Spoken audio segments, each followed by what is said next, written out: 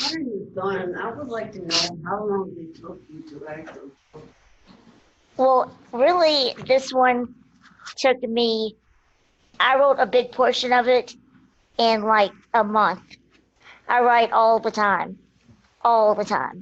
Literally 2 or 3 poems a day. One day I wrote 11 in the parking lot of Kroger. But anyways, seriously, there is a lot of inspiration out there. And this one I took a little more time on. I took about a year because I wanted to really hone in on what I wanted to say and things like that. This one had already been together since I was 9 or 10, the thought process behind it. So it was easier to write. You would draw your sketches out when you do your poetry. Yeah, I do artwork too. It's not as great as my poetry. I'm working on that. But yeah, I do that sometimes with my poetry, and that's the way I use Instagram, is I do a lot of digital movement with it, with my words, because it always helps to have a visual. Thank you. Go right ahead. Yeah. Oh, did you have a question? Yes, I do. No. Go for it. It's a question for the panelists in the room. May I ask? Emily. Emily? Yes. Oh, Christine. Hi, Christine. You alluded to the fact that you subject to depression and anxiety. And then I'd like to know, what was the impetus that prompted you to have a public voice about that depression and anxiety? Can we hear that all right, or should I repeat? You can repeat it. Yeah. So the question was for Emily Miller from for a question from the audience, and Emily had mentioned earlier that she suffers from depression and anxiety, and so the audience member was asking sort of what was the impetus for is that correct? The impetus for her to work in the field she does, and how the arts contribute to her self-wellness and the wellness of others. If you appreciated me being candid, I will once more be quite candid. My father overdosed on illicit drugs when I was 15 years old and passed away. And I also struggled with that for a long time. And at the time that I began working in this field, I was working at a restaurant. My background is in art and music. I'd always wanted to do something with that, but had not had the opportunity. So I began volunteering at Latitude Arts in 2016. And that's where I began in this field. And it pretty much saved my life. It gave me something to do that was related to my interests, but it also gave me an opportunity to give back to the community, which is really, really important, I think, when you're dealing with anxiety and depression or some other struggle, because it gave me a sense of purpose, and it also allowed me to help others while helping myself. So speaking out about it is really important, because I think a lot of times, as Elizabeth touched on, people look at our outsides and they think that we are living some dream life that's like free from imperfection, when in fact each of us deals with some kind of struggle internally, and the way that we can build strength is by acknowledging that and seeing the similarities in each other. Thank you very much. Yeah, thank you for asking. Thank you for sharing that emotional part. All right, anything online? No? Okay. And just, I think in full disclosure, I suffer myself from pretty severe anxiety, depression, and panic disorder. And art is absolutely art. And sometimes I don't like to use the word art because that can turn people off because they think I'm not an artist. So I like to think of us all as creatives. But creating things, making things with my hands, or writing poetry or writing a song, again, for me personally it's just absolutely essential. I think I would not be alive now without that outlet. So I just wanted to share that. So jumping back to Sky, would you mind talking a little bit more about the process and what it's meant to you personally in terms of dealing with your own trials and tribulations, and also how you think that is then translated to the connections and the healing of others that you've worked with or made garments for? Yeah, I mean, I think because of my anxiety and panic disorder that I feel like I'm a good artist because of it. It lights a fire under me, and I can't stop working. And I just need to have something to do all the time, or I freak out. But I guess my father like passed away pretty recently, and doing basically right after the memorial that I planned for him, I just threw myself into doing a huge collection that I actually showed in Covington, Kentucky at the Carnegie there. And yeah, I just reminded me that my art is also the thing that's keeping me alive, and working on this type of work, and then getting the feedback from the models and the other people who are touched or inspired by the work. It's kind of like a feedback loop, in a positive feedback loop, because the more that people say that it's helping them, the more I'm feeling like good that I'm focusing on this as my life choice, and then I want to make more work. I think when I first started the clothing collection, the reason why I wrote the manifesto is because so many people that I talked about the clothing collection to didn't really understand that disabled folks could have sexuality at all, like let alone be queer. And so when I was first doing these interviews with models or clients, and explaining to them what the clothing collection was about, they would say that it was the first time that they felt seen. It was the first time that they felt heard. They never thought that anybody would care about how they felt in their skin or in their clothes, and they just, had always been subjected to this super uncomfortable clothing that might actually hurt you more in some cases. That clothing can absolutely do a lot more damage, depending on if it is depending on what it's made out of, or if it's really not fitting you, or if it could totally irritate like a port or something like that. So yeah, I don't know. Is that? No, that's great. I think that's another important point as we move through these discussions and questions today is, the idea that even something like clothing, it's a really big issue all over the world. I feel like we don't talk about it enough. We don't acknowledge it enough. I think that's some of the beauty of having this diverse group that we have. I think we're going to hear a lot of, and we already have heard a lot of interesting viewpoints. I said something good, pretty much that night. Yeah. Absolutely. So we haven't heard from, online. We have a question from Kathy online. Sky, where can we buy your clothing?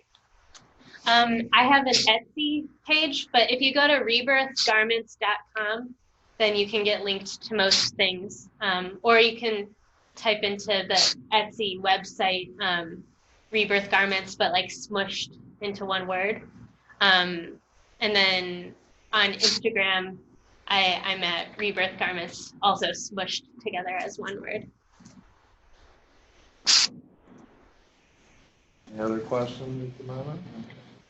So Reggie, we've let you be quiet too long, but I wanted to ask similarly, could you talk a little bit more just about what, maybe even the type of art that you make and what it's meant to you, maybe even how you started? I don't know if you mentioned before. It'll be a pleasure. Please. To elaborate on the subject. I started at the time when I was 8 years old, living with my family in Louisville, Kentucky. My dad was the one that started me on it, the arts process, along with the school I went to. of a long time ago. I went to a school called Leroy Stevens. I had a teacher named Miss Lila Rabach who had taught me the skills of my art. I used to draw stick people just like anyone else. But at the same time, I grew to accept the fact of my art, yet disability, which I'm not ashamed of. I was born with glaucoma, and I had a lot of people make fun of what has happened to me in my life. But I was born blind in both eyes. But I had been saved by two doctors in Philadelphia, Pennsylvania. My father took me there, had the surgery done when I was an infant, and saved one eye, but I could not see out of the other, so they saved one eye. So I am proud of the fact that I'm alive doing that as well. But the fact is, I'm still happy about the fact that I am alive on that. And I'm grateful that my father had pushed me to a point where to learn about mathematics and things within that time period. I also helped him do his businesses of roofing and guttering and things of that matter. Not only that, doing my artwork also when I was in school. I went to different schools. I was pushed from one school to another. I was also in junior high when I went to Duval Junior High in Louisville, Kentucky. From there until John F. Kennedy and to Harris Center and many other different schools I went to. So it took me a long time. So I stayed in school till I was at least 21. I could have graduated sooner, but that was a delay factor due to my education. So I had to learn, to further my education, I had to learn a little bit more because I was slower than others in my learning disability. So I learned to accept that. And yet I feel better in knowing once I have learned all of that to accept the fact that I have contributed to what I've learned. I am thankful to knowing that I become a better person because of it. And yet here I am now, Studio Works, to improve on my artwork. And yes, also I also have written my first song this year. It was in honor of my life and plus my dad. It's called What is Life Without Love? Is that the one that you worked on with Bonnie Prince Billy? Yes. And that's also in honor of my dad because he was a part of that. And he has inspired me out, in Bible literature and things like that. And I hope someday to continue his legacy because he had passed away recently on Easter Sunday. It was in 2019. It was in 2018, I think it was. And he had passed away on a Sunday. And I'm still struggling with that. And because him and I were very close. And I'm learning to live with it. And I'm always keep him in my heart, in my memory, because he was a part of that. He was both mom and dad. So, Do you want to tell them about some of the artwork you've been doing recently? And some of the artwork I have done were animals. On animals, I've done some of polar bears, prairie dogs, and things of that nature. And I do artworks of people as well. So the thing I'm striving for is to really improve on the status of my art, and to further in what's the word I'm looking for, to ensure the latitude of my art that I can do better to make it more realistic, where people can see the artwork for what it truly is, not for what it isn't. And yes, people with disability do have the sense of being artists in their own right, and to prove to everyone who see us for what we're not. But we're just like everyone else out here in the world. We we strive to empower ourselves to be better and to do more to give back to our community. And that's what I'm striving for, and I want to continue to do that. And that's what I'm really striving for. Thank you. Thank you. I asked what the medium is. What do you do? Because I couldn't really understand. painting or sculpting or? She's asking what kind of art you make, what I do. materials you use. I use well, I'm not very good at sculpting. I do drawings, about people. I use um, different art papers, such as what they call them. Um, I use art papers, thick ones, sketchbooks, and What kind of reference materials do you and like? I use different reference materials, such as what are they? I'm trying to remember what they are. But anyway, I have used different sorts of materials. I use acrylics. I use sometimes watercolors. I do winter scene pictures. I do animals in different various countries, such as like in India, I did a picture of a fairy dog. I did one of a Tasmanian devil, which they're real. They stand about this height. They're very small creatures. I'm an animal person. I like to draw pictures of, I like to draw landscapes of farms and things of that nature. I'm a naturalistic person. I like people, animals, things in general throughout life itself. So just for some of our audience members that may not have heard, so Reggie's saying he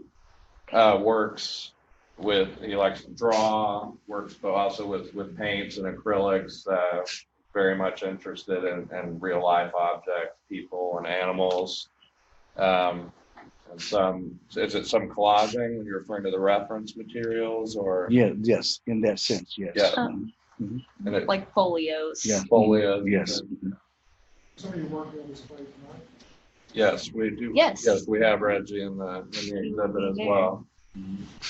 A participant online, Bell, has a comment. Reggie, thank you for being so well spoken and sharing your experiences and thoughts.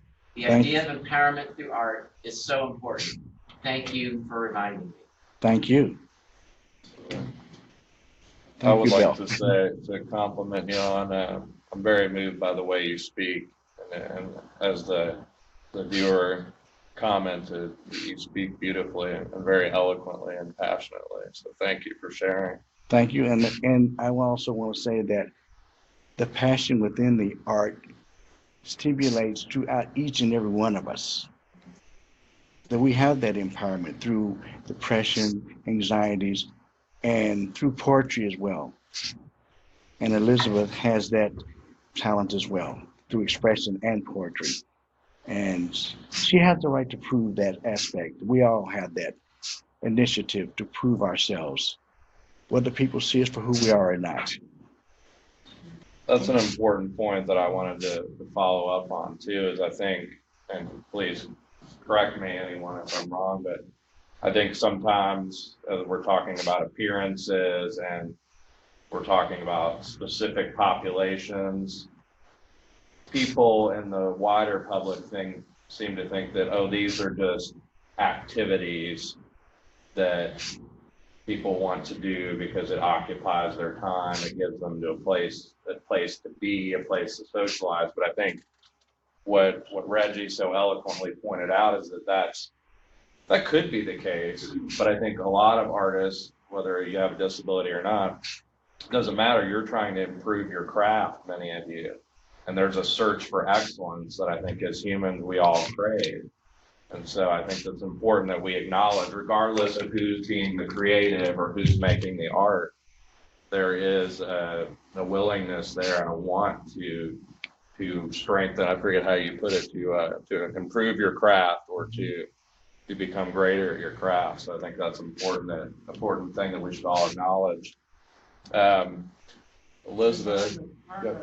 Expressed one time is someone was talking about people with disabilities and art, and they said, isn't it just like giving a child a coloring book? So that's more kind of what we're talking about, which is ridiculous, but I don't think that's the way people see it. No. Thank you for bringing that. Exactly. I'm glad that you said it in a way that was probably more honest than how I approached it. Yes. If people are too focused on what everybody else is doing, then they're not focusing on their own. So sometimes it's just best just to keep being you and doing what you do because other people will see that and they will they'll love it no matter what. The people that aren't going to see it, they're not going to see it no matter what. But maybe it'll change. If it doesn't, you can't fix it. You know? Absolutely, I think You can only that's. do what you can with yourself. I really like the use of the word passion. If we have passion for what we do, and that transfigured in something that is visual or audible, and it's not something that is eternal, but it's transformed in something that other people might relate to the way that they might unexpectedly to do so. Thank you. Thank you.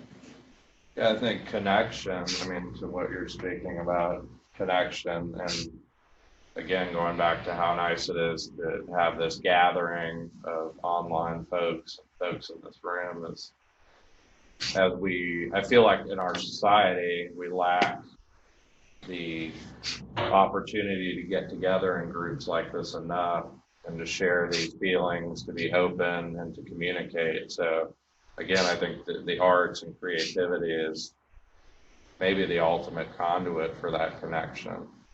And like you said, we have that opportunity to be ourselves and put ourselves out there. And really, if we're focused on doing what makes us feel well, who cares what anybody else thinks, right? Right. A comment from online, it's from Kathy. So right, just because someone is disabled does not mean they are dabbling in arts to stay busy. Art is everything, healing, inspiring, life altering. Thank you so much. Can we have that one more time? Because that was, I gotta hear that again. Got it up there, does it disappear afterward? This is from Kathy online. So right, just because someone is disabled does not mean they're dabbling in arts to stay busy. Art is everything, healing, inspiring, life altering. I like I think that one needs a round of applause. Yeah. Thank you, Kathy. Thank you, Kathy. So this is great because, sometimes, whether whoever's speaking, if it's someone on the panel or myself, I love how we know that there's those out there listening and that they sometimes throw it back at you like you did and like this person online did, so eloquent. I mean, that just hits home with me. So I'm glad we're making those connections. Do we have any other questions at the moment? You're gonna make me refer to my notes here. Keep this thing. Okay. So I wonder, let's go back to the idea of tactile for a minute. And I wonder, rather than jumping in right with Sky, because I know Sky is very much, makes tactile things and creates tech. I wonder from a writer's perspective, I know now,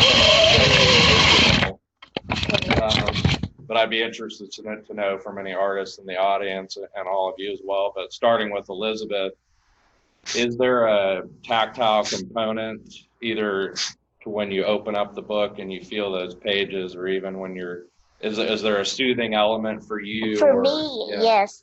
Like I prefer a book feeling still instead of ebook. There's nothing like the smell of a book, especially old books. There's nothing like that smell turning the pages. I don't like it when I dog ear anybody dog ears. But just kills me inside. But there's nothing like holding that product that someone has lovingly put together themselves and cried over it 2 a.m. in the morning. And when you're writing and you because you conjure up scenes, I was, sort of already picturing the environment that you were describing. Do you when you're writing, do you sort of feel those environments? Well, do you feel yourself in those places? I have 3-ring binders that I've kept since I was probably 10, 11 of poetry that I wrote back then. I still keep it. as like an homage to my older days, and I take it out on days when I feel frustrated, and I remind myself, this is what you wanted, and you got to this point, so be thankful that you're there. Yeah, it's hard to do, but you got to that point. But I've always been visual when I wrote. I could always see it in my head as I was writing the scene I wanted to do, as I was writing it. Right. Always visual. Excellent. And yep. Elizabeth, in the author introduction, very well articulates this. Would you like me to, do you have permission to read it? Sure.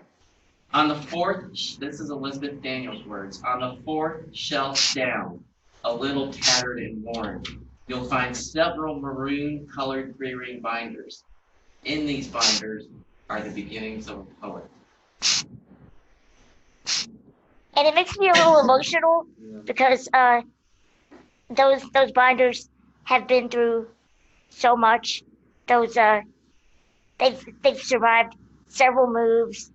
They've been through breakups. They've been through bad doctor's visits. They've been through things that people have said about me. You know, back when I let it bother me more, like when I was a teenager, when somebody would say to me in public, "What's wrong with her neck?" or "What's wrong with her?" It bothered me a lot. Now I'm 37 and I've learned to snap back at people and I've learned to stand up for myself. But those binders are filled with things. My dad's, when he passed away 12 years ago with cancer, there's poetry for that in there. Those binders are the one thing that I would grab if my house was on fire. Do you think that, I mean, I think I'm asking an obvious question, but through all those, processing all these events through your life and the people saying nasty things and to get to the point, what role did the art play in building your resilience so that you felt empowered to snap back? Well, as many people in this room, I have depression and anxiety. I have since I was a kid. It really gives you a sort of outlet, the poetry does, to where you don't bottle it up inside. If you bottle it up inside, it could sort of eat you alive. It could consume you. You have an outlet for it. And yes, I get angry. And yes, I get frustrated. I had a quote the other day on Instagram. I said, frustration is not the same as ungratefulness. I am very grateful to be alive. At birth, I was given no shot with scoliosis and spinal meningitis and hydrocephalus and encephalitis and a partridge in a pear tree. I don't know.